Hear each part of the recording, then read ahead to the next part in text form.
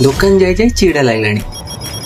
ତ ନମସ୍ତେ, ଭଲରେ ଥାନ୍ତୁ ସମସ୍ତେ। ଡ୍ୟୁଟିରୁ ଚାଲିଲି ରୁମ୍। ଗରମ ଏଠି ପ୍ରବଳ ହଉଛି। ଯାଇ ଥଣ୍ଡା ଗୋଟେ ବାଡେଇ ଦେଲି। ଆସିକି ରୁମରେ ପହଞ୍ଚିଗଲି। ଭାତଟା ବସେଇଦେଲି। ମଟର ଭିଜା ହେଇକି ରହିଥିଲା, ତା ସହ ଆଳୁକୁ କୁଟୁରୁ କୁଟୁରୁ କରିକି କାଟିକି ବସେଇଦେଲି ସିଝିବାକୁ। ବସିଲାଣି ତ ଅଧଘଣ୍ଟେ ହେଲାଣି, ସିଝିବାର ନା ନାହିଁ। ତ ମୁଁ ଯାଇକି ପିଆଜ ଆଉ ଆମର ସୁନ୍ଦୁରୀ ଟମାଟୋକୁ କୁଟୁରୁ କୁଟୁରୁ କରିକି କାଟି ପକେଇଲି। ସେ ସିଝୁଥାଉ ନ ସିଝୁଥାଉ ମୁଁ ଚାଲିଲି ଅଣ୍ଡା ଆଣିବାକୁ। ଅଣ୍ଡା ଧରିକି ଆସିଗଲି। ଅଣ୍ଡା କଲା ବେଳକୁ ଦେଖିଲା ବେଳକୁ ହଳଦୀ ନାହିଁ। ଆଜି ଖାଲି ଦୋକାନ ଯାଇ ଯାଇ ମୁଣ୍ଡ ଖରାପ ହେଇଯିବ। ହଉ ଚାଲ, ଆଣିକି ତ କରିବାକୁ ହବ ନା। ହଳଦୀ ନେଇ ଆସିକି ଭାବିଲି ଯଦି ଅଣ୍ଡା ସହ ମଟର ତରକାରୀ ମିଶେଇ କରେ କେମିତି ହବ। ଭାବୁ ଭାବୁ ଅଣ୍ଡାଟାକୁ ଭୁଜିଆ ଭଳିଆ କରିକି ପକେଇ ଦେଇକି ଗୋଳେଇ ଦେଲି। ଜାଣିନଥିଲି ପୁରା ବୋବାଲ ହେଇଯିବ ବୋଲି।